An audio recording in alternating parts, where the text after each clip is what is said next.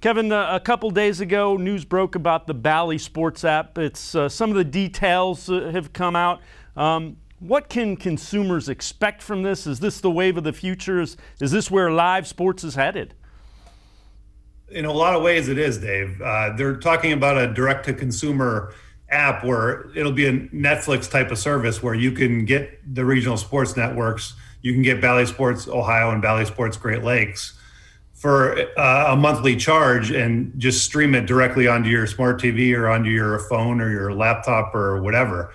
And I mean, yeah, it's the way it's going. It just, there's some issues with it. And they're talking about it being ready for the 2022 Major League Baseball season, which seems kind of optimistic right now.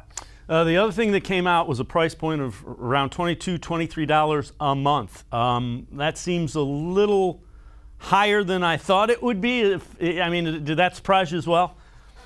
Yeah, it definitely surprised me. I was looking at it. I mean, when you think about everything you get for Netflix for $15 a month, and then Disney Plus is half the price of Netflix, it just, yeah, that surprised me. You're counting on the hardcore dedicated fans of Major League Baseball and the NBA, but getting them to pay that much per month seems pretty optimistic, to be honest.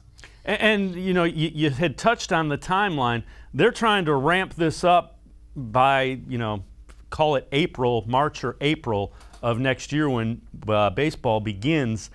There's a lot of things that have to go in motion, and we kind of had discussed that a little bit yesterday. There's a lot of loose ends to tie up if they want to do that. Yeah, there's a lot of moving parts to all this. I mean, you have to negotiate with the leagues. You have to talk to Major League Baseball. You have to get the okay on their end. You have to get the okay from the NBA and the NHL, because they have those three leagues. The Sinclair brands have, I think it's 42 teams. So that's a lot of, they cover a heavy market there. So you have to get the okay from the three leagues.